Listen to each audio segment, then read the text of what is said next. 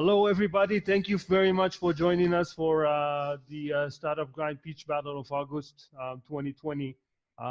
Just for those of you who are not familiar with what Startup Grind is, well, we are the biggest community of entrepreneurs in the world. We have about 3 million plus people who are active on our programs and our events, which are worldwide. There are like 125 countries and over 600 chapters. We are one of the chapters in Israel. We are located in Rishon Lezion. Rishon Lezion is the fourth largest city in Israel, for those of you who do not know. And we've been active for almost a year now, doing a monthly event. Just to tell you a little bit about our values. So first of all, we are all about making friends, not contacts. This thing in LinkedIn that we do, it's not us. We do some other things as well, but we expect all of the people who are active in our in everything that we do to be our friends. And we always tend to give first, not take later. And what we are trying to accomplish always is to build the community bottom up based on our willingness to assist entrepreneurs wherever they are. This event that we are going to do today involves 7 startups. You will see them all. We have 3 prizes for the winners. The winners will be decided by our judging panelists, which have already all of them with us right now. The first prize, the winner is going to get this little baby right here. I hope you see it despite my background, okay?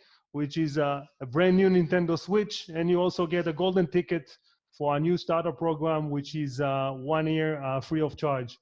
Runner-up is going to get 3 months office space in together. Our partners, unfortunately, they are not here today, but they're going to be given the second, the runner-up, the second one, this prize, and also they're going to get a referral for 3 months free of charge in our program. And the third startup is going to get 5 users and a big, we call it software program from our sponsor, Orkanus, which is a very, very famous software house in Israel, and also a referral for 3 months. And I also told the other startups that Noya and myself, we have the right to give more referrals to whoever we think is fit. So if you do well, even if you don't win one of those 3 prizes, you might be getting a 3 months referral as well.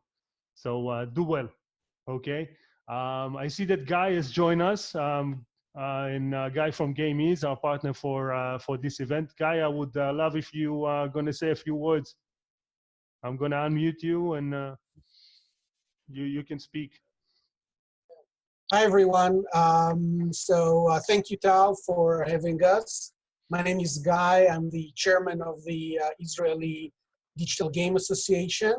The association is very active in knowledge sharing and talent opportunities with a fast-growing Israeli market. We are all based on volunteers. So this, for me and for dozens of others, this is our volunteering time, going into connecting over 450 companies in Israel, some small and startups. Some are huge, including the biggest like Playtika, Plarium, and many, many others. We also cover the technologies, the school, working with a lot of the gaming schools in Israel. And yeah, and in general, the platform itself allows the connection between companies, opportunities like this, and opportunities outside of Israel through events which are now mostly online, and with similar associations all around the world. In this event, it was a great opportunity for us to promote the idea, to promote the event to companies we work with, and I can't be more excited than now to see the startups that reached out and will present to us. So again, Tal and the rest of the team at Startup Grind, thank you very much. Thank you, Guy. Awesome to have you with us on board. That was really great. So now what we're going to do is we're going to let the judging panel to tell us about them, okay, and introduce themselves. So you guys, you already know you're going to pitch to the participants, but now you're going to know them even better. So let's start with the ladies. Vered, you want to start?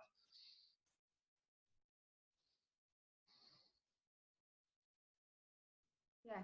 Okay. Hi, everybody, and good luck. I'm Vered. I'm the head of the Shankar Game Design Center. It's a center that exists for 12 years now. We have undergrad studies, we have graduate studies, a master's degree. Just about me, I've come from a very academic background. I have a PhD in video games. I've done this 15 years ago, and I've seen many students and graduates prosper here in the video game industry.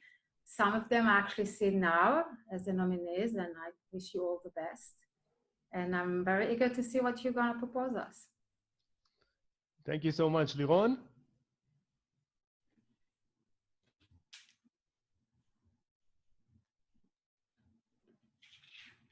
Liron, you're with us? Okay, we'll get back to her in a while. So Dudi, will you say something? Yeah, hi everybody. My name is Dudi Peles. I'm in games in a lot of ways. I also teach about games in Seminar Kibbutzim and in IDC. I'm currently the chairman of an NGO called Games for Peace. Just got it a few months ago, in which we basically use video games to make the world a better place, or specifically Israel a better place using games.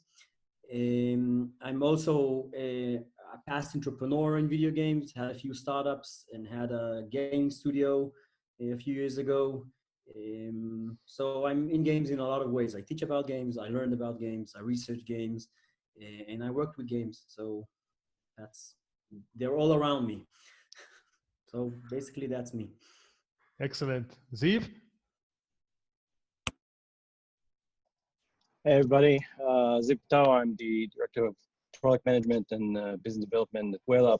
WhaleUp is a mobile game company situated here in Israel with branches in Ukraine as well.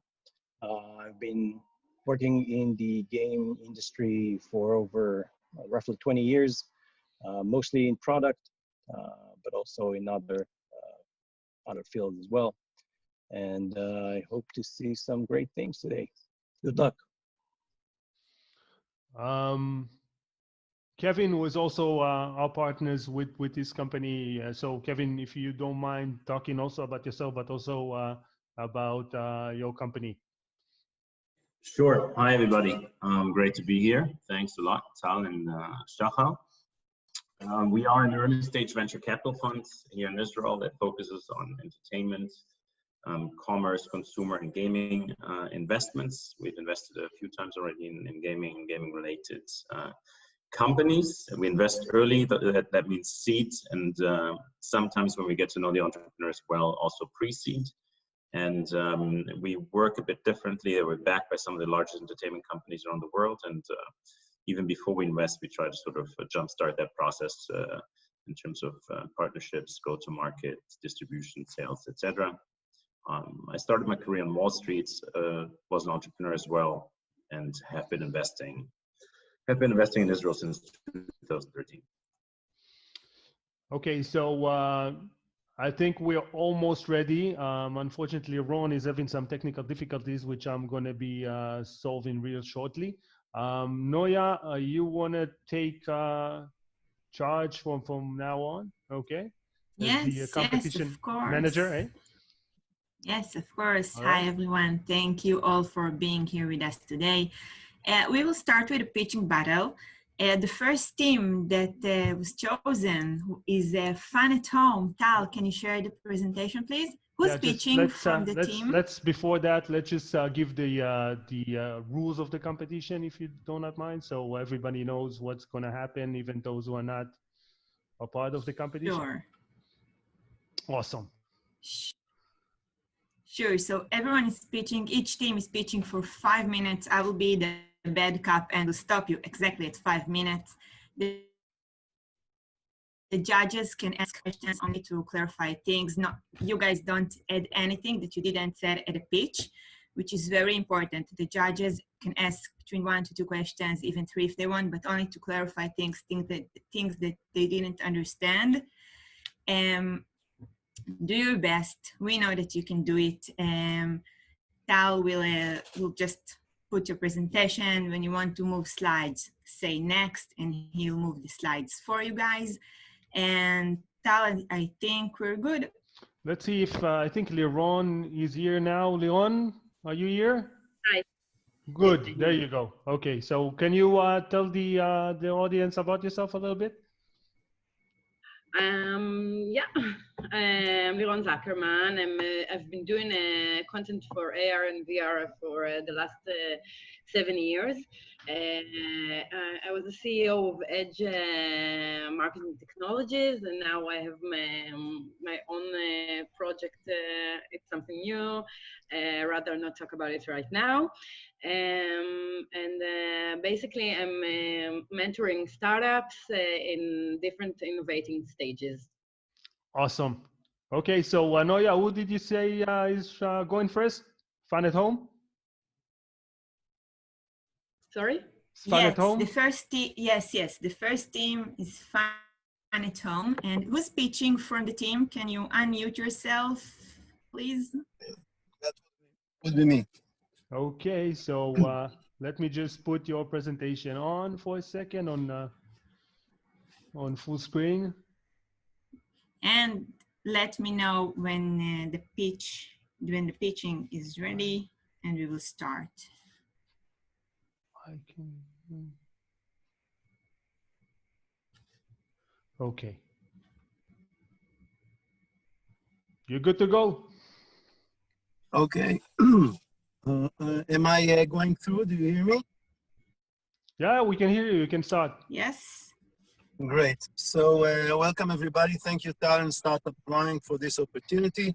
Fun at Home is an urban exploring game where children can express themselves and explore their vicinity, whether in their neighborhood or in their city. Next, please. So let us try to understand how many exciting things are happening right next to children in Israel in numerous cities and neighborhoods. So let's check it out. Next, please. Okay, so Sesame Street is in Herzliya, and this is something that I learned while making this slideshow. Next, please. Historical events are numerous in Israel and happened all around us. Next, please. This one happened in Ascalon few thousand years ago, and it's very exciting to see, I think, for kids who like to see movies about knights and wars and whatnot. Next, please.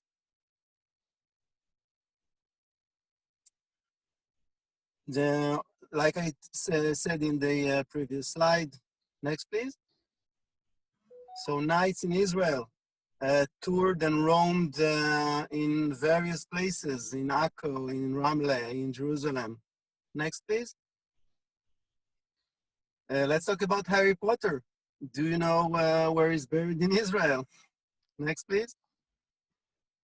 Well, there was an actual Harry Potter that was buried in Ramleh. It was an infantry unit from Britain, and his grave is in Ramleh. Next, please. Okay, so let's talk about other things apart from history and things that happened years ago. what would be exciting for kids to know and utilitarian, like where can they recycle, what things they can learn in their centers around them. What happens in buildings that they know exist, but they don't know what happens inside them. The city has a lot to offer. Next, please.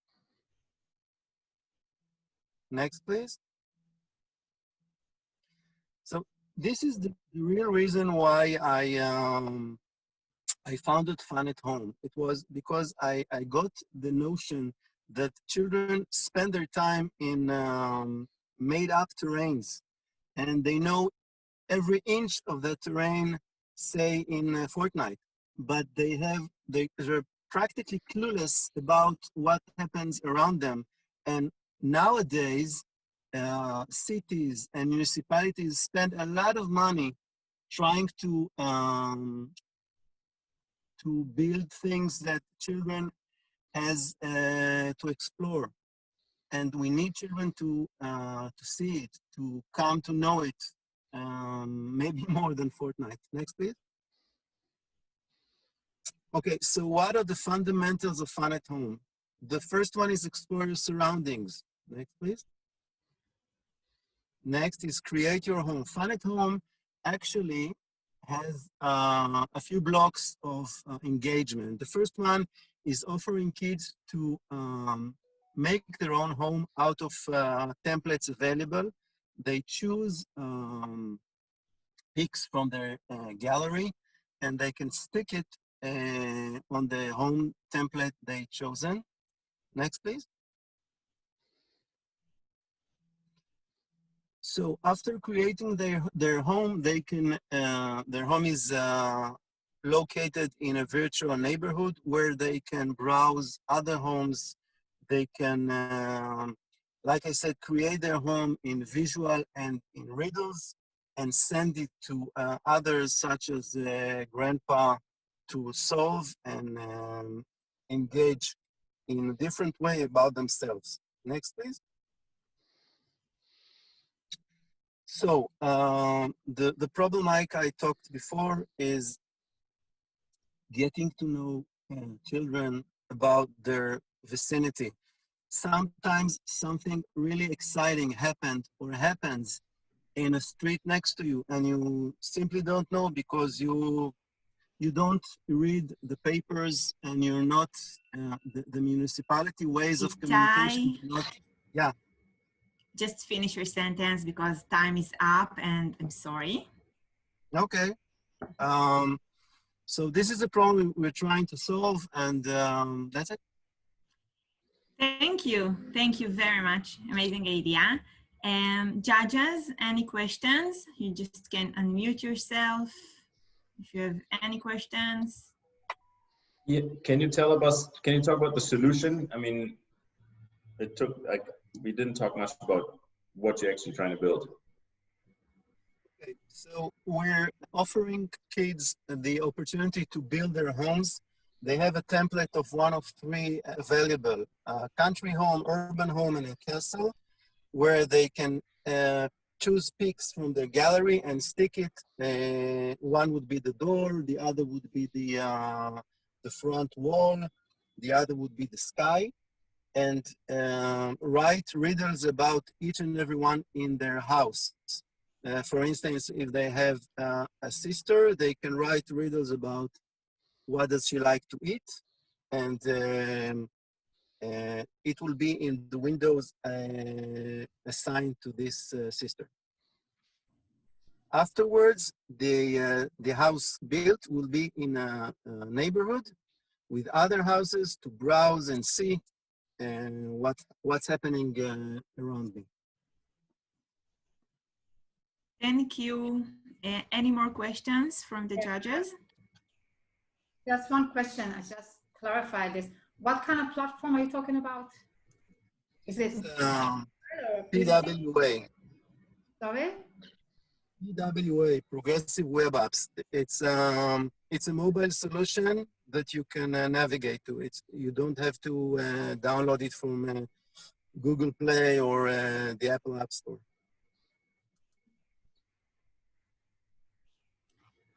Thank you. Any more questions from the judges? Okay, so Tal, we will continue. Who's next? So the next team, we play. Who's presenting from the team? Please unmute yourself and let me know when you're ready. Good, everyone hear me? Yeah. Yes. Okay, great. So I'm ready, let's go. Let's go. Hello everyone, my name is Idan Ashkenazi and I'm the founder of WePlay. The idea of WePlay was born of a need to play party games digitally, such as board games, card games, etc., while keeping them sociable. It's important to understand that as for now, there are almost no such games in the digital form. Another thing that's important to understand is when I say social, I mean talking and making eye contact with the other player during the game. You know, the thing that makes the game so much better compared to the mobile game that disconnect us from our surroundings. This is the reason why we don't play mobile games with the people that are in the same room with us. However, it's all about to change. Great, next. Thank you. Here in WePlay, we develop an innovative way of playing games we all know and love, which is reminiscence of the way we always did. We took the game boards and put it on the television. That way, every player can see it simultaneously. Furthermore, we took the game cards and put them in phones, allowing the player to hold their own cards in secret. By doing so, we effectively transformed the physical game into a digital one. The game information is split between screens, which is encourage the player to look up from his phone and bring back the social experience of such games. Additionally, we decided to make a digital game store that will centralize in one place all the games that work according to our method. After we develop the game method and set up the game store, the next step is distributing the development tools in order to help different game companies to easily join the evolution while saving developers time and money. Next. This is how the product will look like. Here we have the player connecting to the game. Next. And the game itself. Next. In The Guardian, according to the market, The Guardian, a major newspaper in the UK, released a piece called The Golden Age of Board Games. The following stats are for 2018. In 2018, the global market size was $3.1 billion. In 2019, the global market size was $5.8 billion. Also, it's estimated that in 2025, the global market size will be $16.3 billion. Those are outstanding growth rates. Next. Our business model consists of two main income sources. The first is subscription, effectively making WePlay the Netflix of party games. The second one is sales of games, expansion packs, etc. in our store. Next. Board games are good and all. However, you need to have them around, not to lose any pieces. Setup the game is taking too long, and they wear out after a while. All of these making them inconvenient. Current digital games are definitely convenient, but they lack the satisfaction that physical games offers. WePlay provides digital games that both convenient and satisfying. No small pieces to lose, no wear out, quick and easy setup, and the great social experience we all want from our party games. Next. In the first year, we need to establish our basis for our product that consists of creating the development tools and the store. After that, we will break into the market and go from there. There is so much more than I like to share with you, but our time is short. On behalf of myself and everyone on WePlay, I would like to say thank you for your listening. Thank you, Idan. Thank you. Any questions from our judges? Yeah, I have a question and then I have a tip. The question is, what kind of, so you said your favorite board games. how are you going to acquire the IP, the licenses to these board games? It's a good question. We Play is a console. We provide the technology and the developing tools to help companies like Catan or D&D to actually, we want to give them our development tools, okay? And actually the first year we're gonna develop their games ourselves, and then they join us in the store we make, and we take a small fee. Okay, and my tip from a VC perspective is that we are in COVID times, and it's going to be really difficult to find financing for a physical social party game.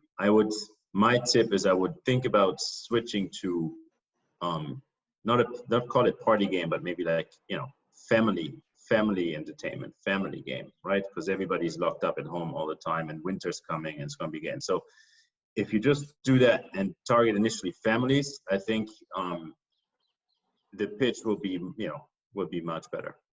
Well, Kevin, We Play gives the solution for everyone, families, friends at home, anyone is a customer for us. Thank you, Kevin. All right, sure. And any more questions from the judges? Yeah, Yes, one question. Are you familiar with the competitions? Because there are a few companies that are doing similar things. Definitely. There's a lot of competition in this area. We have most of them sells in Steam, and they call like Tabletop Simulator, and there's a lot of companies. Yeah, I know them. Thank you. Thank I you. have a question. Yes, please. So why won't you develop let's say the core game, the 10 games yourself internally? It's an option. It depends how the companies actually react with us. Okay, thank you guys. Thank you, Team We Play. Tal, can we move forward to Tiny Money, please? Who's presenting from the team? Please unmute yourself. Hi. Hi, Dor, Hello. right? Yes, hello. Hi, Dor. Please let me know when you're ready and we're good to go. I'm ready. Let's go. Hello, everybody. Hi, Tal. Thank you for having me. So, Tiny Money is a stop-motion adventure game, point and click, that we decided to make as a finals project at Sapir College. And it's a pure passion project that went forward, and just as animators, stop-motion animators, we wanted to make something different. So we decided to make a handmade game, which is pretty different. Next. Let's play the video. It's possible.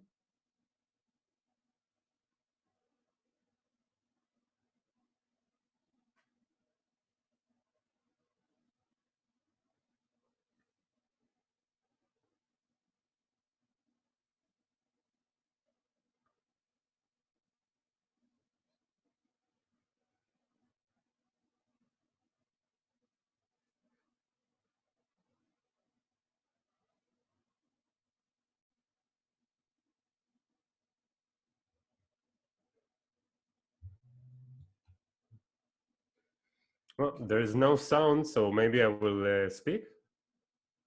Do you hear something? Yeah, okay. So, so Tiny Money has been a project that we've been working on for 1.5 years. It's fully handmade. The sets are built from plasticine, and the characters are built from silicone with actually aluminum wire from the inside. We decided that the best way to make it is to use the green screen to separate all the different animations in order to make it just whatever we want. So the main idea of the project itself is that everybody are as big physically or small by the amount of money that they have. So this is a kind of socio-economic impact that we want to push forward. As people who live in a kind of materialistic and class-based world, we can see that the very, very rich and the very, very poor are like different kind of influence, have different kind of influence on the world, and we wanted to present it in our game. So next.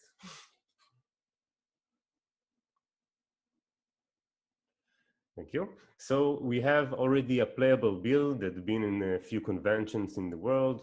Yeah, it's 25 minutes, and I would love to send it to whoever wants. Next, please. So there are a few, very, very few similar games. So we are very unique in this kind of view. Next.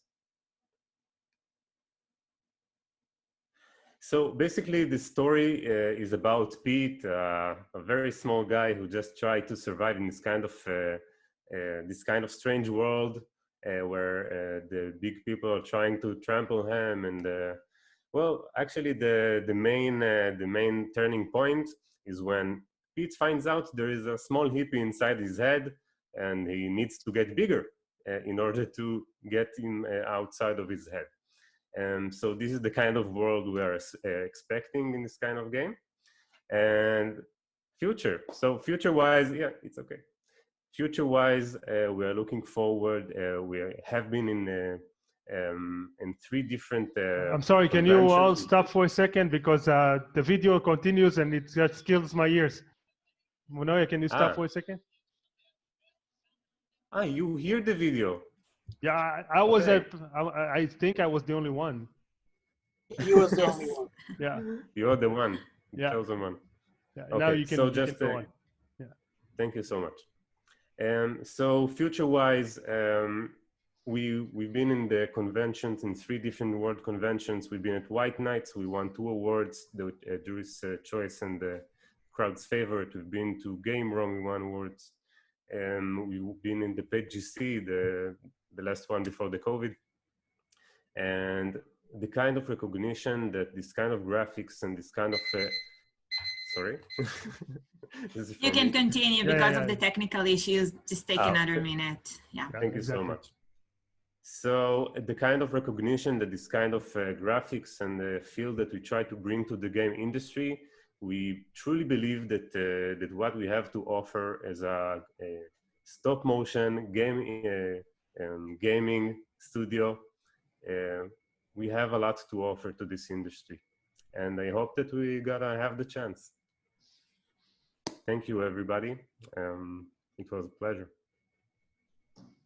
Thank you, Dor. Any questions from the judges? Great presentation, by the way. Loved it. Thank you. Any questions?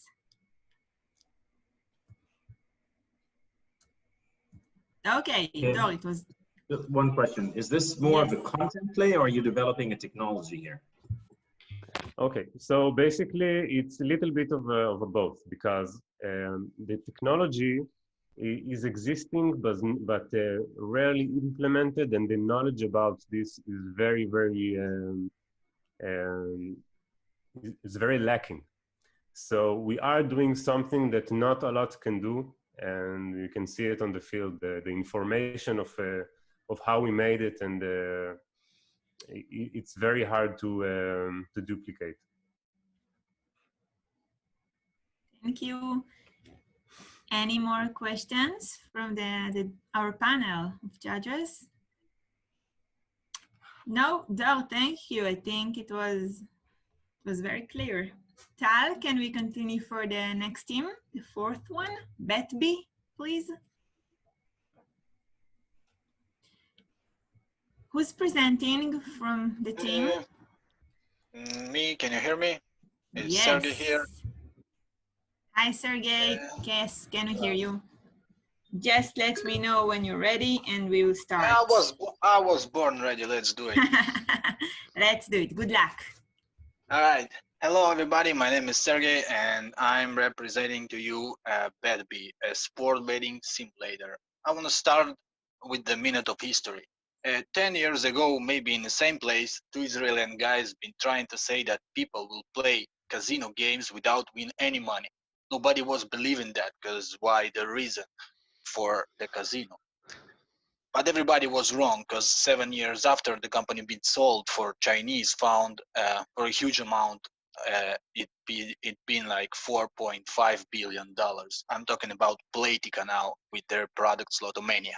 So here I am, and I'm telling you that people will bet on sport without money reward. Same as Slotomania, but here with us, you don't need just to press a button and waiting for the result.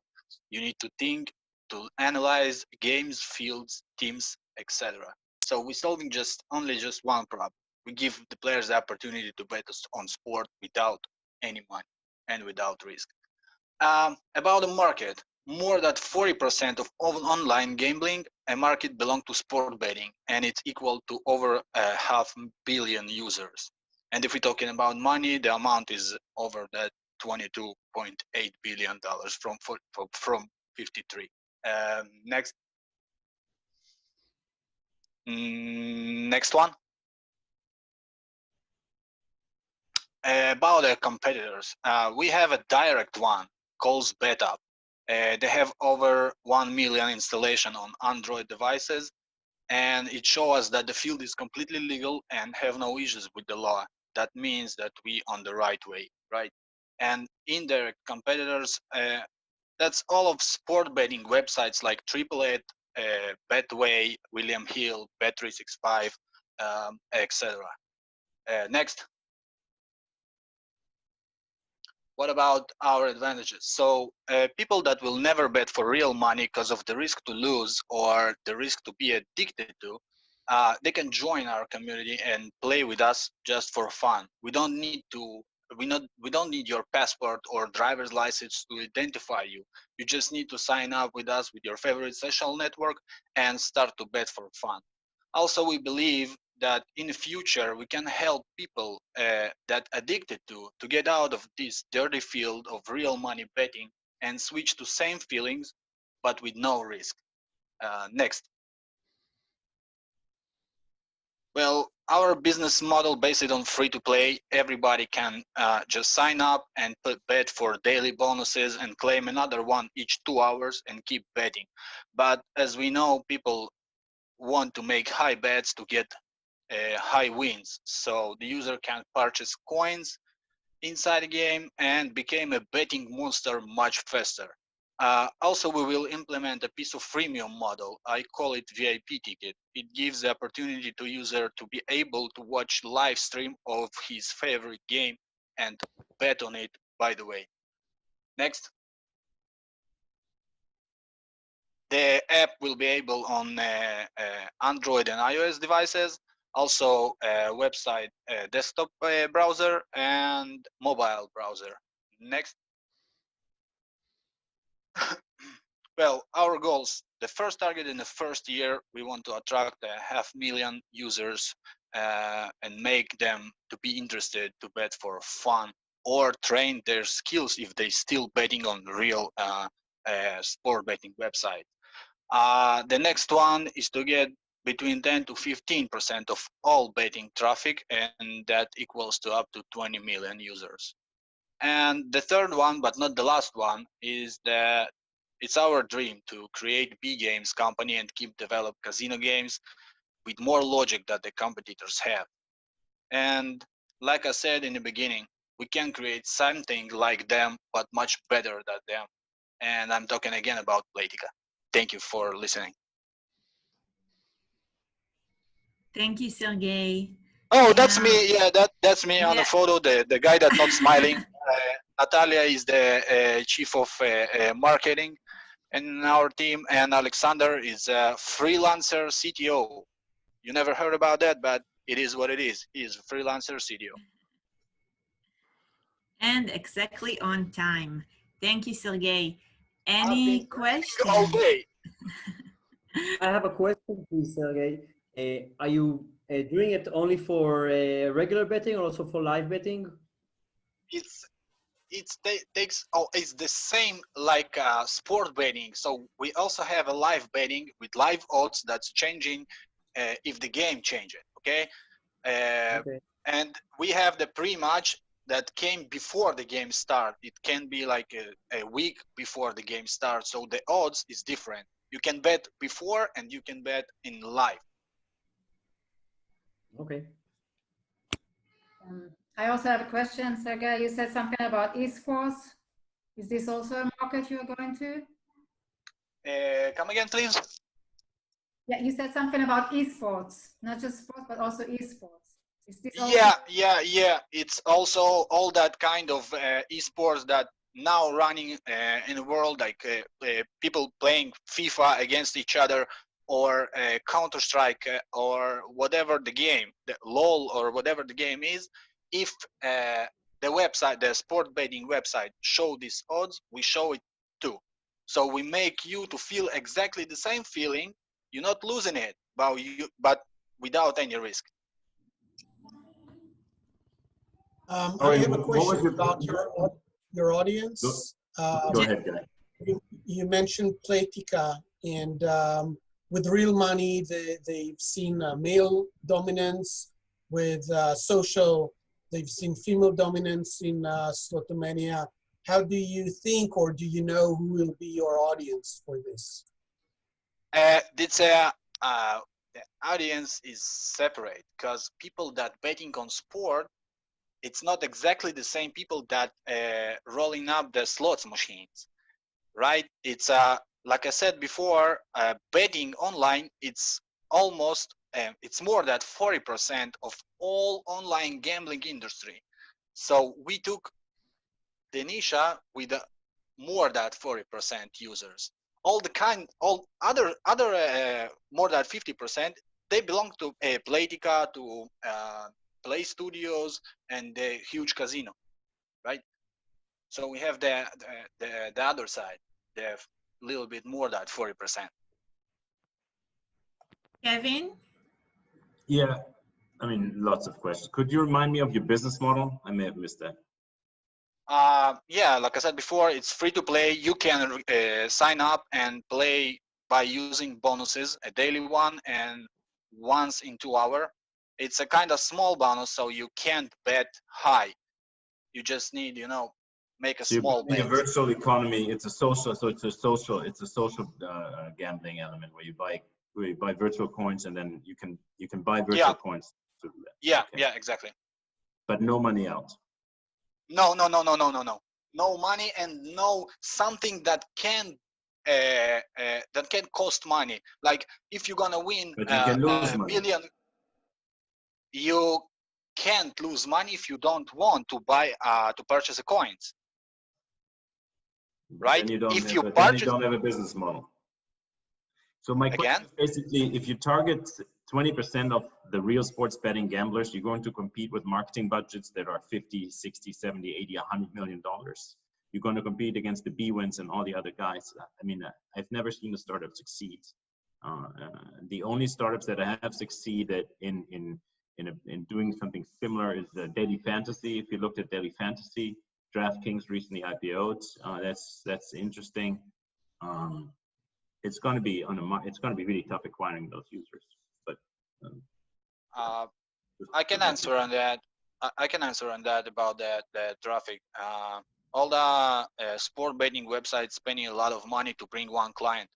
It can cost more than $100 or $200 per one, right? So because of the issues that Google can't give them the opportunity to free advertising, they have to find a way to snitch, right? And we don't need it, because we are as long as we a simulator of gambling, we don't need to find a way to snitch. Thank you, Sergey. Thank you, judges. Tal, we will continue for the next team. Let's play. Who's presenting from the team? I'm ready. Hi, Roy. Hi. Which one, Noya? Let's play. Excellent. Yes. Okay. You just Thank you, Roy. Let me know when you're good. Okay, I'm good. So hi Good guys. luck. Thank you. So hi guys, thanks for hosting us in this event. It is a great honor to introduce you to our startup, Let's Play. Next slide, please. First of all, I would like to introduce myself. My name is Roy. I'm the CEO and founder of Let's Play. I'm a husband, father, and entrepreneur. I am a graduated of the A200 Accelerator as the CEO of Sport Jobs, my previous startup. And I'm also have a domain expertise with other sports and tech companies. Next. All of you are probably aware how students are used to represent their school in different sports, such as soccer, basketball, volleyball, and many other sports fields. But today's reality is that gaming is getting more and more popular, especially with the Z generation, today's students actually. But unfortunately, there is no organized league that enables those gaming players to compete against each other. Next, please. Our solution actually answers this need. Let's Play enables students to represent their school and compete against others. It can be on colleges, high school, middle school, even elementary schools. So instead of just playing a friendly game or playing on a temporary league, those students can represent their school and play a competitive and valuable game. As you can see in this page, there are a few examples of games that can actually integrate with our system. Next, please.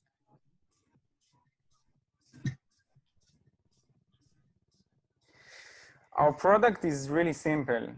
Once we start a collaboration with a new school, the student list is imported automatically into our system.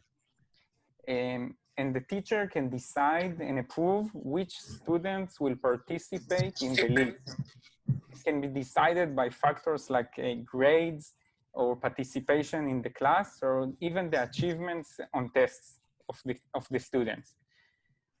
Of course, the games will be played on a weekly basis, and after the game is finished, the league table is getting updated, and the winners will actually proceed to the next phase. Next, please. So we found a way that all the stakeholders win. Players can develop their skill sets. Parents are very happy to see their kids develop. And most importantly, schools have a new tool to motivate their students for better grades and better achievements. Next page, please. I'm sure this slide is very familiar with you guys. I mean, this event wouldn't have happened without those numbers. With 2.4 billion gamers all over the world, and expectations of gaming revenue to reach $159 billion in 2020. The market is huge. Of course, that we need to mention and give big credit to the unfortunately pandemic and the stay safe protocols, as it doesn't interfere with the esports gamers. Next, please. Here you can see our potential revenue. I would just like to clarify that on the right column, the number of students refers actually only to the Israel, Europe, and USA market, because it is actually higher than that. So it's not worldwide as written. So by charging only $99 per user for a year, and with only 5% market share, we will reach $120 million income per year. Next, please. Regarding our team, besides me, we have Eyal, our CTO, who has a vast experience in technology. Nowadays, we are using 2 interns for our marketing and business development activity. And next to us, we have Ben as a mentor who already sold a technology company, and he advised me in my previous job at MyPlay. And I must mention he's a really smart guy and he really helped us. We are also in a look for an advisory board members to recruit in the gaming and in the education industry. Next, please. Thank you. Just Finish your sentence. Yeah, so this is our company. Thanks for learning about Let's Play, and good luck to all the other startups. I'm ready to answer your questions. Thank you. I have a short question. Who's paying? Schools? Okay, so the business model is actually based on the number of students that are participating in the league. We are actually, during this time, are debating if it should be like personally by the student itself, or we can sell, for an example, to a private school in England that can buy like a group of users for his school so they can participate in the league platform. Okay, I'm also selling to schools in Games for Peace. Also had a different startup sold to schools. The sales cycles to schools is years. You should take that in consideration. Are you talking globally or local for Israel? All over the world. In Israel, the situation is a lot better because you have an accelerator like Matach accelerator. We'll talk about it later. But in other places in the world, those are dealing with a school or a district or anything that is higher than a school. You should take that into consideration. So if I can refer to your question, I must tell you that over the last few years, I've been working for MyPlay as the VP of marketing. I've been responsible also for the business development and selling to private schools and public schools. And we had a lot of success selling like another solution, but still the cycle was high and we raised a lot of funds and it was very successful. So we will use your feedback. I must mention from my personal experience, we saw a great company that we built from selling to clients such as schools, private and public. But we saw the difference between them. There's a very good and community in Israel helping edtech companies and specifically selling to schools. I can connect you if you're not connected already to it later. And there's a lot of knowledge there. So we'll talk about it later. Thanks. I will be happy to follow up and ask you for an introduction. Thank you. Thank you, Dudi. Hi, Roy. Hi. I just have a question. Okay, just one question about the product. What kind of games are you talking about? Because I wasn't that clear about this. Is this an sure. Traditional games, or do you need professional gamers to play this, or anyone can join this?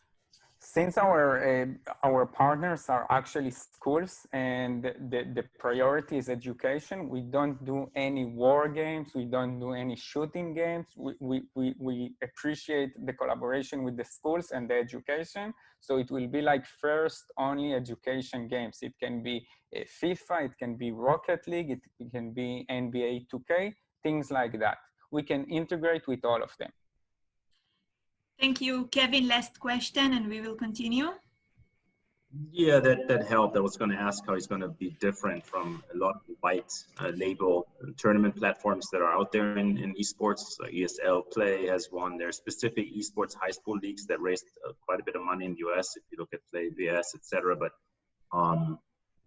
they're going, I believe, more for the popular shooting games, battle royale games. So if you choose a different route, but still you're going to have to compete with those companies that are growing quickly and global. But okay, I think it's a good idea to sort of pick some of the games that are a bit more kid friendly and maybe go down in the age group. You know, go look under K-12, right? Look at whatever 6. So. Yeah, sure. And to refer the subject you mentioned, I must say that we are aware of Play Versus. They are a fantastic startup and they are sure a potential competitor. Though our biggest advantage is that since we are really, we see the collaboration with the schools, our biggest advantage is actually the admin access that we give to the teacher. Unlike player versus Let's Play actually enables the teachers to select which students will participate in the league, so they can actually motivate their students for better grades and better achievement. This is something that is not available in the other competitors. And this is the reason why we see our startup as the first company to collaborate with, because all the stakeholders win. The parents see the advantage of developing the kid can actually combine the education and playing gaming. And of course, the primary client, the school, will collaborate with us. He will actually use Let's Play, so he can say, hey, listen, we use Let's Play. If you have a successful, if you are successful at school, you can get your place at the platform and represent the school. This is something that, yeah, sure, sorry. Sorry, but we need to continue. We are on a limited time. Thank you, judges, for the interesting questions. Tal, let's continue to color shooter, please. Who's presenting from this team? Me, Niv. Niv. I'm the only one on the team, so. Wait. Oh. Yeah. Okay. Okay. So let me know when you're ready to go. But I need like to share scheme because I want to show a gameplay. So later. After Marathon. Can you go next? No problem. Whatever you need. Yeah, okay. So I'm Niv. I'm a student in Shankar. And this is my game, Color Shooter. Next. And now I'll share screen. You need to allow me to share screen. Let me see if I can, okay? Okay.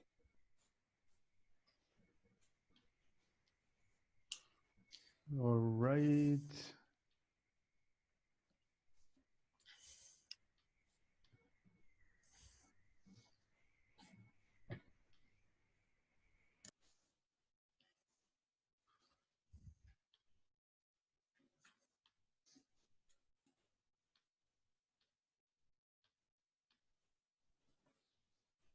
Okay, I think you can share screen now, Niv. Yes. Okay, let's just put maybe optimize that it's one good stack.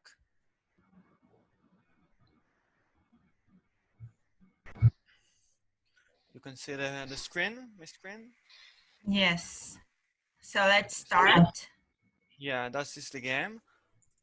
Like your objective here, if you see like here's the trophy that you need to pick it up, and it's now red, and you see the player now have the next color indicator. So now it's red, and you can pick it up and go to the next level.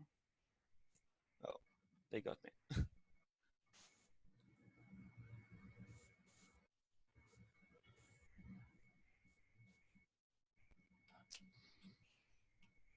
So basically now there is 3 levels,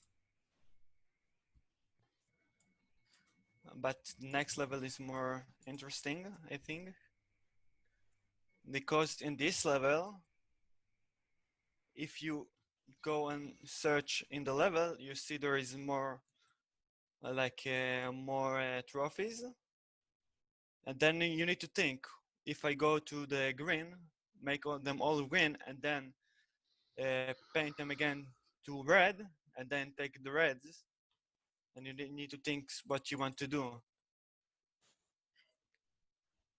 And you need to be fast too, for not dying. Let me try it.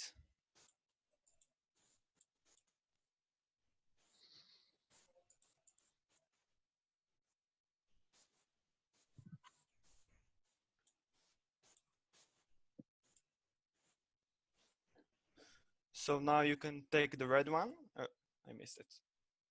Or you can take this red one. And then this. And then you can take the green and pass the level. and in the future there will be more complicated things. Now we can go to the back to the slides. Okay, so stop sharing the screen, okay? I stopped. Good.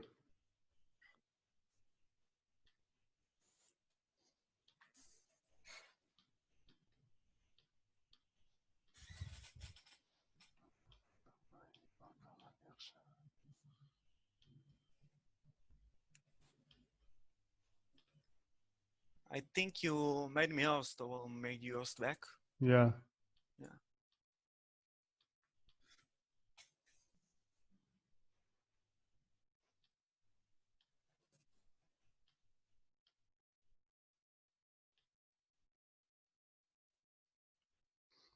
So next.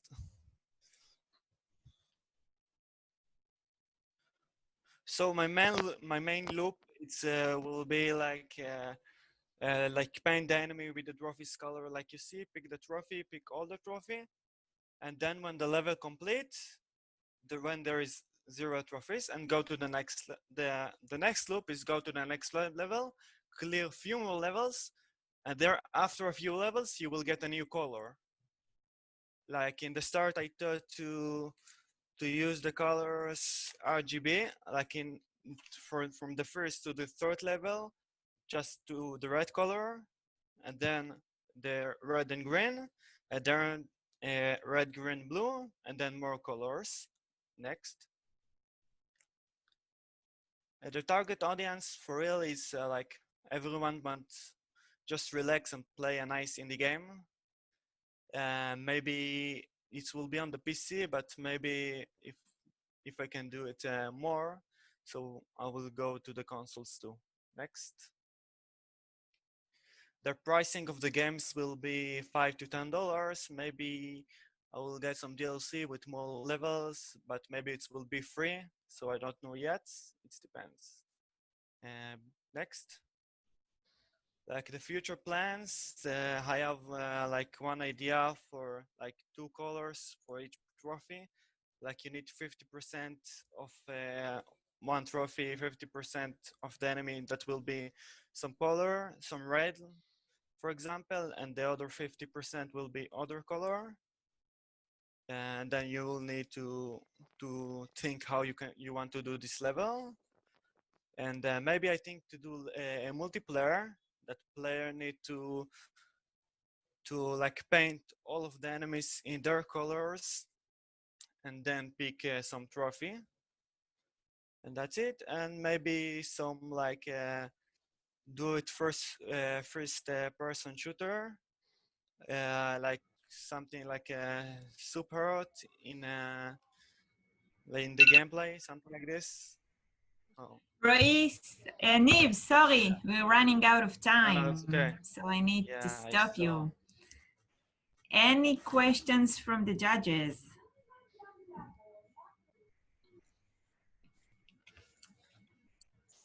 Yeah, Okay. Yes, Liron. So this is basically a classic PC casual game that you're making, yes. right? Yeah. Or have I missed something? But you're expecting to sell it for $5 to $10, while 20 years ago we were playing those kind of games in our PCs for free. But it's more like because it's unique. I can ask you, have you ever seen kind of games like you need to match colors and shoot and think? I have. Have you seen this idea before? I have seen. Did you, by any chance, familiar yourself with some of the latest VR games from the past 3 years? What? I didn't hear you well. Have you, by any chance, got the chance to see some of the VR games, the multiplayer games for the last 3 years, which are color-based? I don't know, but I'd never seen something like what I did, so I very No, believe in what I do. not exactly like them, but I'm just asking about the business model about the PC game, and you're expecting the charge of $5 to $10 for a casual game. So that's what I was asking. Actually, I don't know a lot in a business, so maybe if I will have something to guide me or to employ something in the future, so I think I will do it. Maybe like the startup program can give me some help with this too. We hope so. Thank you, Niv, and thank you, Liron. And Tal, we will continue for our last team, Meadow. Who's presenting? Hi, hello, me. Hi, Arina, right? Hey, Yes, Arina. yes, Arina. Hi, Arina. Well, Hello, let me everyone. know. Let me know when you want to start, when you're good to go. Yeah, I'm ready. So my name is Arina, the CEO of Meadow, and I actually love watching game streams. And I always think to myself, what if gaming companies could actually hear all that feedback? They would be so much smarter with their production. But what if they had a better way to quickly understand the user experience on scale? Next. Meet Meadow. We analyze gamers' feedback to help gaming studios to improve their product and also increase their fan base. Next. Gaming is one of the most active and popular discussions among the social communities. And these discussions often have very valuable information that cannot be covered manually or translated effectively into actions. Next. While other generic tools provide only partial solutions for multi-channel management or sentiment detection, none of them actually provides the solution of understanding the gaming experience itself.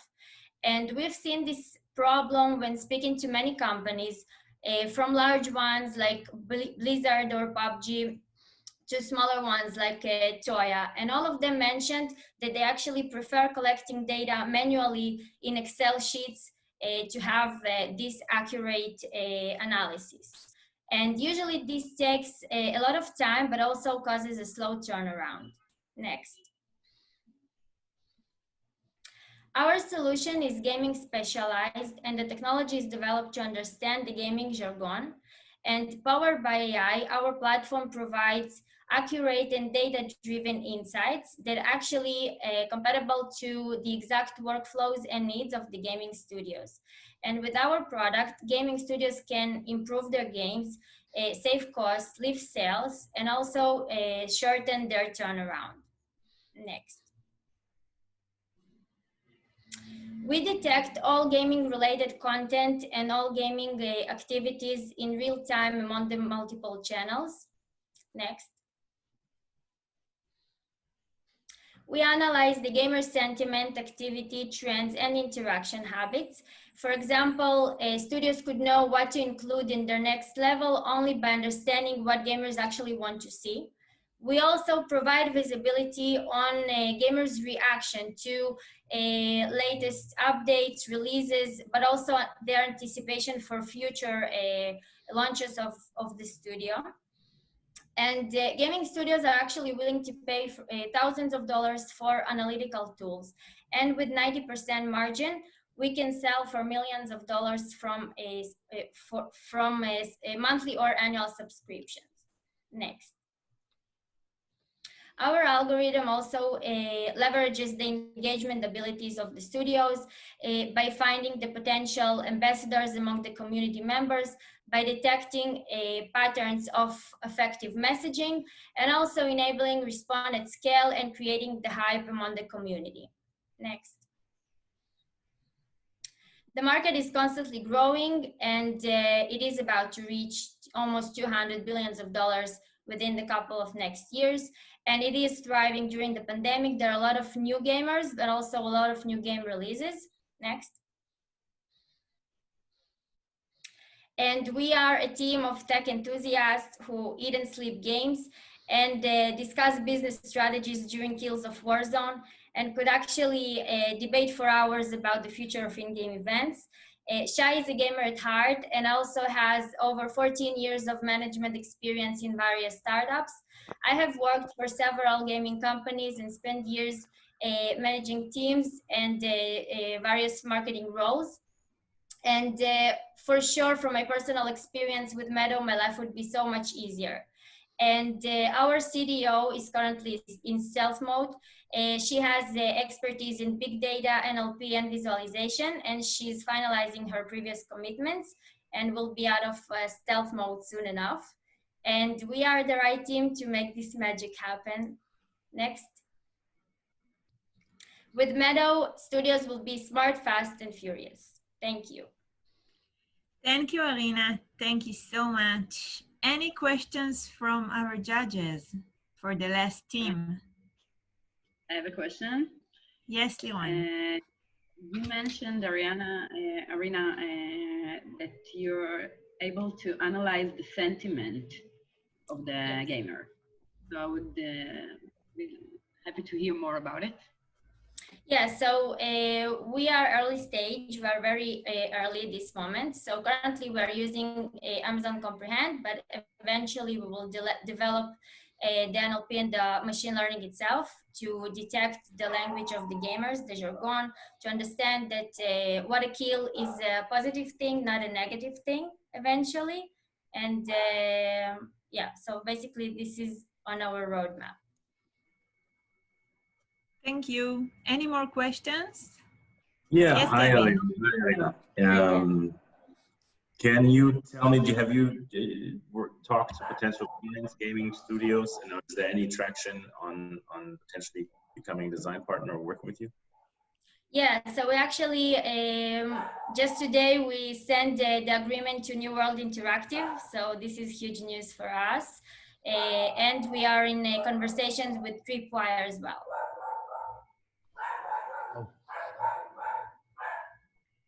Thank Sorry, you. this is my dog, she's excited also. We're excited too. Any more questions from our judges? No, so I think we're good. Guys, you were amazing, amazing presentations. It was amazing for us to watch you, and it was our pleasure to host you in our competition. Good luck, and we wish you all the best. And I'm sure, and we all sure that we will hear you in the future. We will hear about you. Tal, would you like to continue? Yeah, I agree. I can agree with Noya more. This was truly tremendous. You guys have participated well. You've been sportsmen all along. Like I hit you with demands and stuff like that, and you all did very well. And this was a great competition. I loved every second of it. So now what's going to happen is that our judging panel is going to leave us for a while, and they're going to go to the room where they gather and they decide who the winners are. Of course, Noya and myself have no idea what's going to happen there. We're going to be here with you, listening to our keynote speaker. So Kevin and Liron and Vered and Dudi and Ziv, thank you so much for all your insights, and we can't wait for you to decide who are winners. All right, we'll see you soon. We will hear from you soon. Yeah. So without further ado, I want to welcome, I think, one of the best entrepreneurs in the world of gaming that ever came out of Israel. He's been doing amazing. I've been watching what he does for many, many years, and especially now with his partnership with Intel, trying to help other startups. So we are very privileged to have him with us. Uri, are you here? Yeah, I'm here. Thank okay, you. So I don't know how much you caught from the competition, but I think you have a competition here from some of them. So so beware, like no, you know. No, yeah, for sure. No, I've seen the last two pitches, which were really nice, and I also want to congratulate all the participants in this competition. So good for you guys, and happy to share some of my insights. And should we start, or should I share my screen? And yeah. Yeah.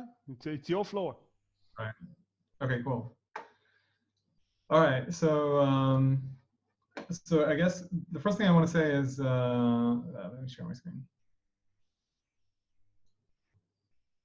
Host disabled, participant screen sharing. So I need you to approve it.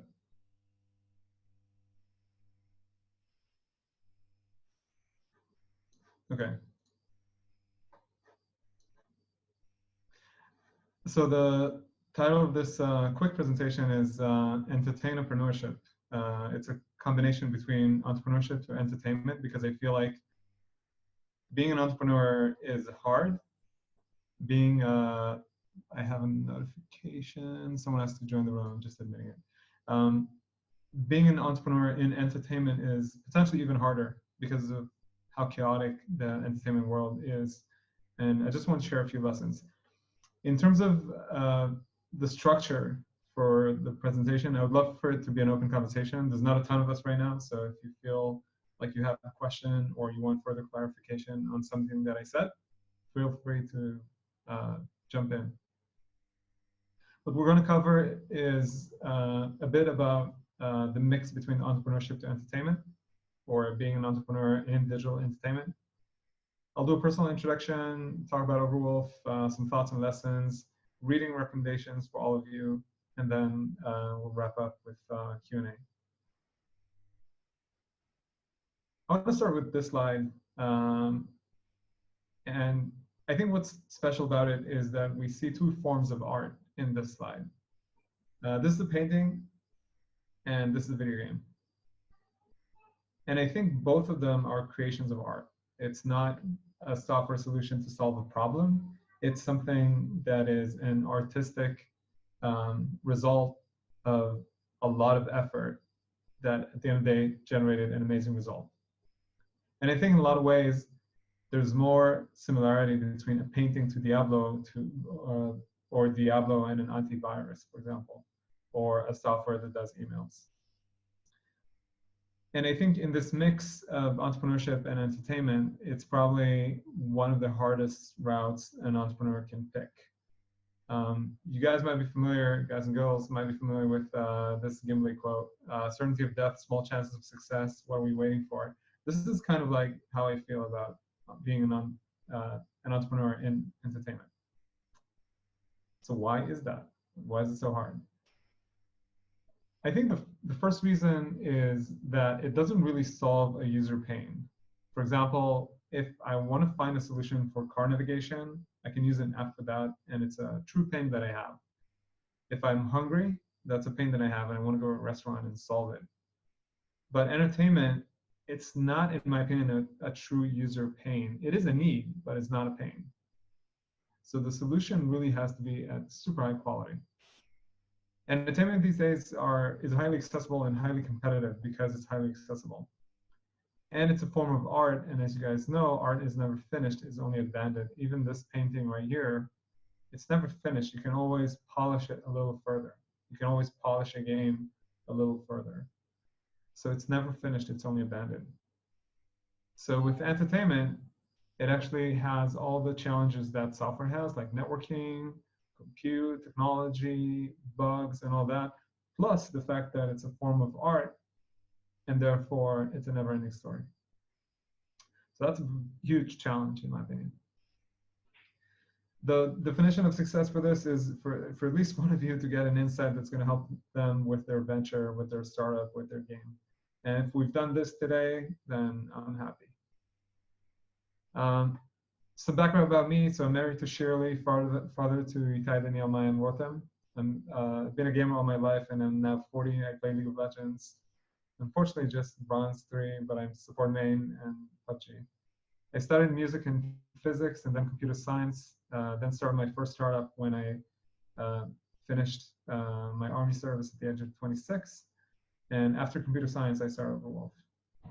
Everything I say is my own personal opinion. I know you might hear other entrepreneurs or business advisors say other things, so take it with a grain of salt.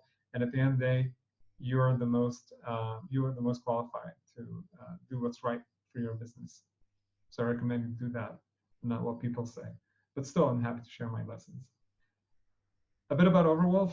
So Overwolf is an all-in-one platform that gives creators what they need to do, the tools they need to build in-game apps and mods. So we don't do games. We do apps around games, and we help creators that want to build apps around games actually build them through a technological framework that we provide for them.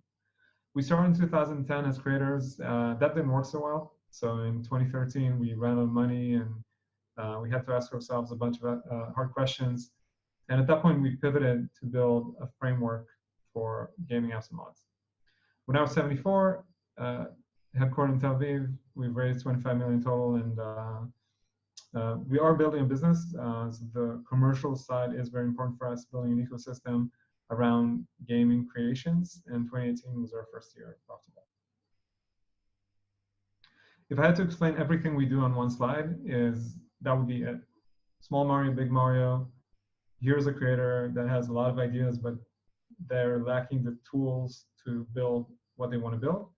And through what we give them, they can build something nice. So we're with creators anywhere from ideation to an actual app that works in the game. And we provide multiple services.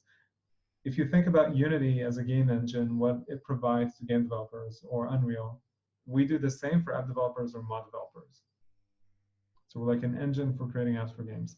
So we provide installer and patching, anti-cheat compatibility, real-time game telemetry, so identifying events in real time, interactive in-game overlay, which is kind of how we started, distribution and publishing, analytics. We have a fund that we've opened with Intel. It's about 7 million, and we invest with partners who are building things on our ecosystem. We take care of game developer alignment to make sure everything that's created is supported by the game developer, and we help with acceleration, marketing, and monetization.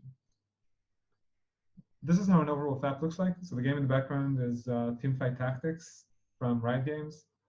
The app's components are 1, 2, and 3. Hey guy, how you doing? Just saw that you joined. So 3 components right here in the main screen that monetizes with this in-app ad.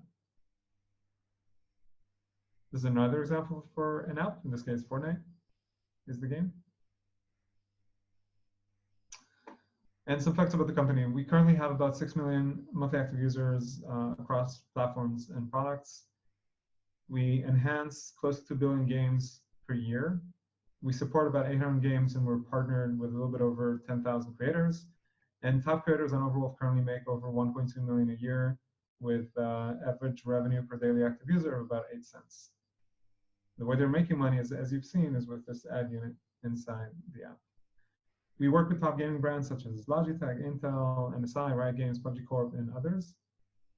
And we hope to be, in the future, the standard for creating mods or apps around the game experience. All right, and now for the interesting part, some thoughts and lessons. But I want to pause here. Any questions so far? Does this make sense? Any questions about what I've said so far? We're good? All right, cool. All right, some thoughts and lessons. There's 2 focus slides. I want to start with the first one. We started as creators, and we wanted to build apps ourselves.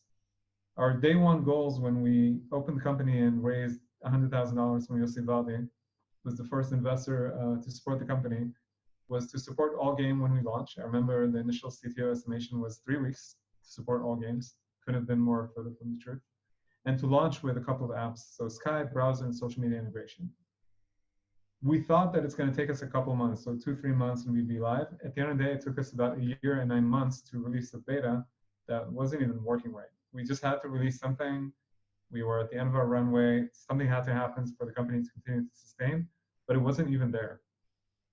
So the big lesson here is that we should have focused on one feature. I don't know, Skype integration, for example, or social media integration that many people need for one game that many people play. Back then, probably World of Warcraft.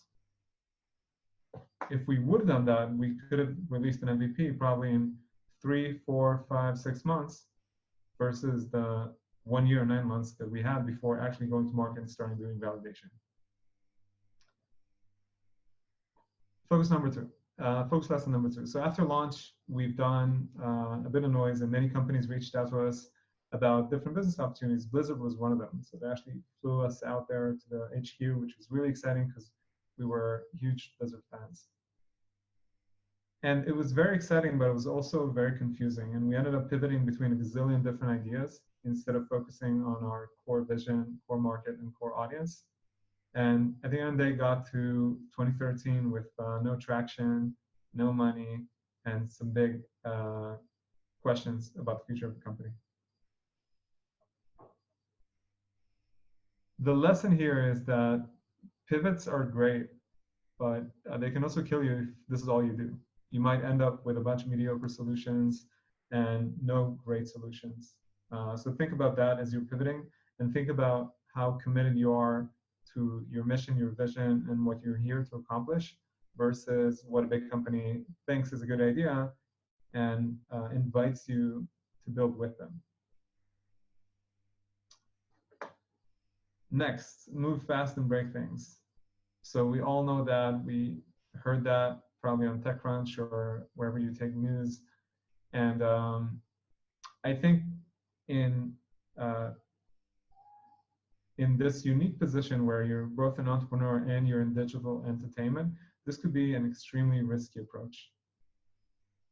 And I think the right answer lies in different phases of your idea or your game or whatever it is that you're building. During ideation, definitely. During concept validation, I kind of agree, because I think concept validation done right could be a key to a product success. And you can't really break your entire validation process because otherwise it won't work. Prototyping and user testing, somewhat disagree, right? Because if the prototype sucks and things like gameplay are broken or the narrative doesn't make sense, doesn't make any sense, then it's probably going to fail, and maybe for the wrong reasons. Maybe it was actually good. So when you give something to an end customer, it needs to have some level of polish so that you can make the right conclusions and not waste your time. With beta, I disagree. I think releasing something clunky in entertainment for beta, bad idea. If it's a navigation app for a mobile phone, maybe that's a good idea. Maybe some people will get lost, some people will find their way, you will learn, you'll build a better product and eventually improve the world. But if it's an entertainment product, you can get burned out at that point. And with launch, I completely disagree. I think launching something that eventually breaks is extremely risky. And your product or whatever it is that you're launching, whether it's a game or whatever else, it doesn't have to have a lot of features. But when you actually launch it, I think that what it has, it needs to deliver on its promise. What it has needs to work. Could be something extremely naive, but it needs to work and needs to meet the promise for the consumer. And we've done all these mistakes, so I can attest to that. Next point, feedback. So as digital entertainers, I think that satisfaction is not only important, it's the essence of what we do. If we're in digital entertainment, we want to entertain people. Yeah, we want to make a living, but the essence of what we do is entertaining people. And therefore, feedback is extremely important. Listening helps us identify blind spots. We already know the game design, we already know the gameplay, we already know how it's going to play, but we're blind to so many things in the onboarding process, in the actual game experience itself. So listening to feedback is extremely important, needs to be baked into the strategy. And today is super, super easy, right? You can have a Discord server, invite your beta testers over there, and just have conversation with them. And lastly, be humble, always go for the best idea, avoid the hierarchy, ego, and all those bad things. Just listen to feedback, and if you just heard a great idea that can improve your game or product tremendously, and you think it's the right thing, just do it without any concerns of where that originated. Next point, I know some of you guys are looking for funding, so just a few very, very short insights about early stage funding. So I think most investors at early stage will invest both in the team and the narrative. I know a lot of people say that they only invest in the team, but if they don't understand the narrative that's behind what you're doing, they're probably not likely to invest, in my opinion.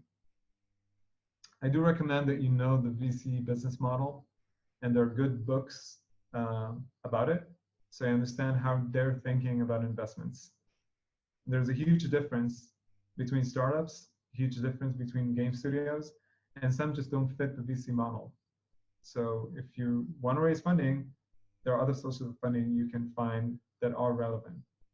But VC is not one of them. So you have to be aware of how they think before you waste your time pitching VCs. When you do a pitch, I think less is more. So like I've seen some slides here with a lot of text. That sometimes is scary.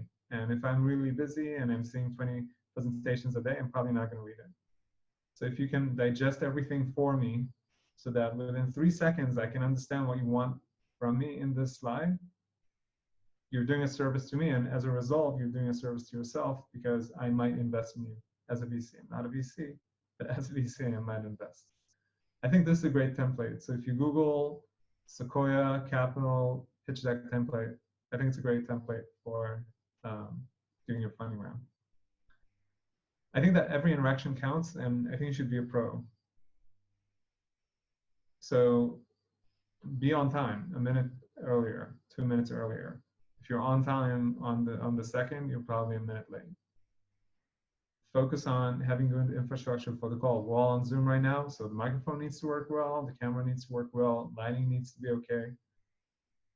And then be responsive and professional with every interaction, because whoever's going to invest in you is probably going to see you between 5 and 10 times before making the decision to invest. They don't have years of background with you most of the times. And if that's the case, make every interaction count. And then I think this is my final slide. These are great books to learn from. I think we're very lucky to live in an era of which a lot of super smart leaders and entrepreneurs that have built huge tech companies now have the time to write books. And because they have the time to write books, there are so many lessons you can learn that would save you so much time and cause you so much more happiness in your life. And if you're an entertainer, right, an entrepreneur in entertainment, these are my recommendations. Blood, Sweat, and Pixels, that's a must read. It tells the story about pretty much, it's a case study of very popular games like The Witcher or Diablo 3, and everything that went on around launching these games, developing them, iterating in the different phases, and it sort of legitimizes the path that you're going to go through and provides more visibility to how it's going to work. So I could not stress enough how I would recommend that you guys read this book, especially if you're an entrepreneur in digital entertainment. And if you have time, Creativity Inc. and Great by Choice are both amazing books. Creativity Inc. is about Pixar. Great by Choice is about managing for quality. And if you're fundraising, to better understand how VCs think, I think The Secrets of Sand Hill Road is a great book that is simple, quick, and will help you understand if your startup venture game is a fit for a VC round. All right.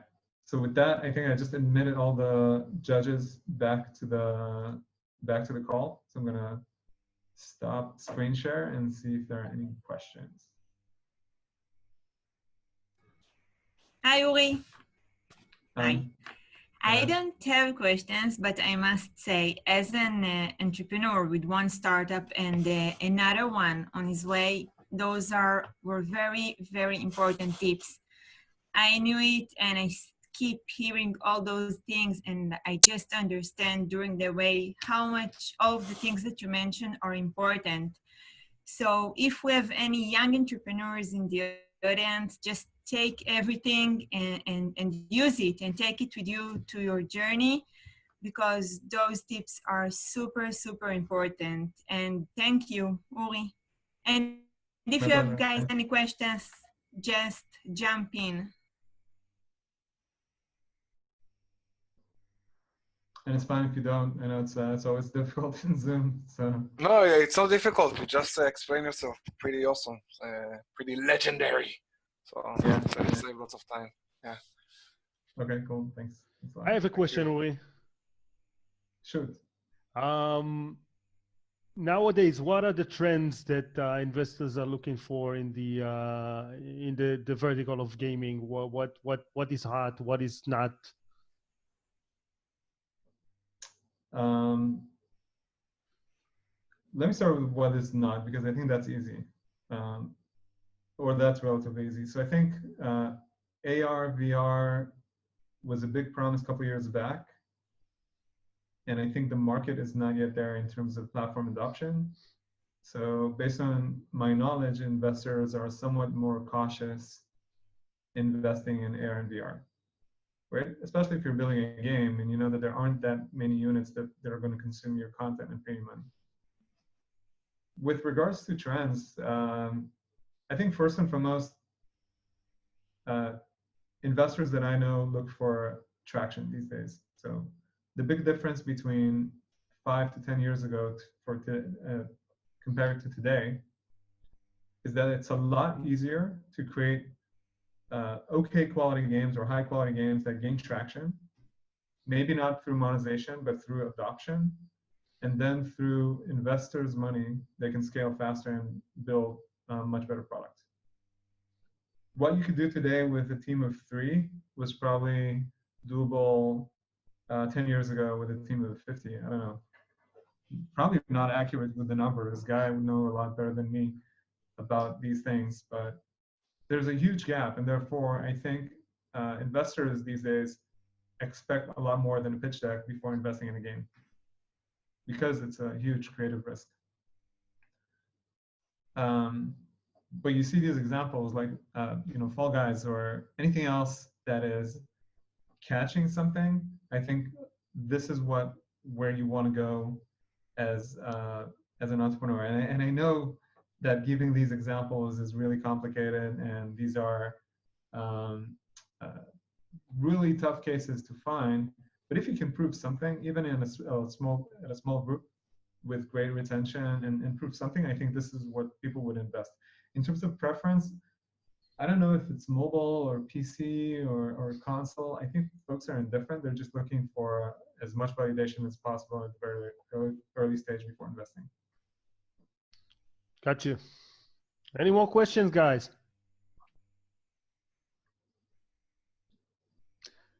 Okay, so Uri, thank you so much for such an inspiring keynote lecture. It was great, and keep doing this awesome thing that you are doing right now. It really helps. Thanks for having me. It's really inspiring. So now I think the wait is all over. The judging panelists are back, and Dudi, are you with me? Yes, I'm here. So as the chair of the judging committee, will you be so nice and give us the results? We are all like biting our fingernails right now. I don't know who may be the chair of the judging committee. You're the chair. Go. Okay. So I do it like from the 3rd place to the top, yeah? Yeah. Yep. Yeah, okay. So 3rd place, it was kind of unanimous. I think almost everybody picked it as the 3rd place, and it was Let's Play. Roy, congratulations. We really liked your idea. As I said earlier, if you want, you can contact me in person, and I can give you my 2 cents about about the idea, or the company, not the idea.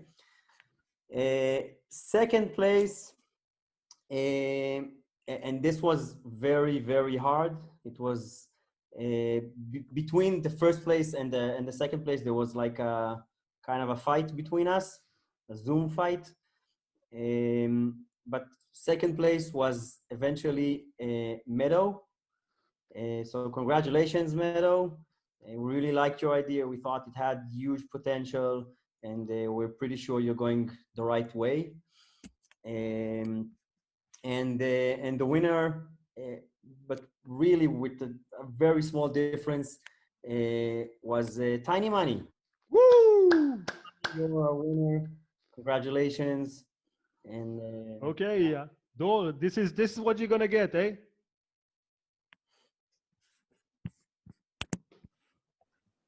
Wow, thank you so much. I don't know what to say. Now you need to understand how to split one switch between all the team members. That's a big challenge. Definitely.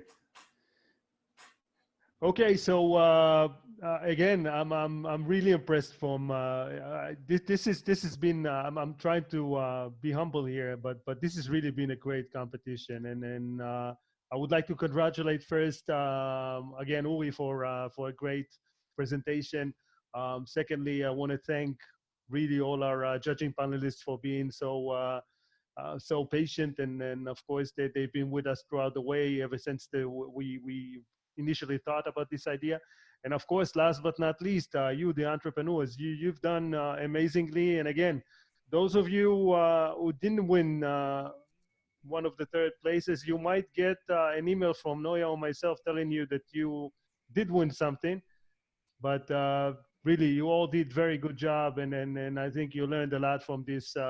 And Ziv, I think you made it quite clear yesterday that perhaps you're also going to be sending some of you some feedback for the startups. So if you want to comment about that, maybe.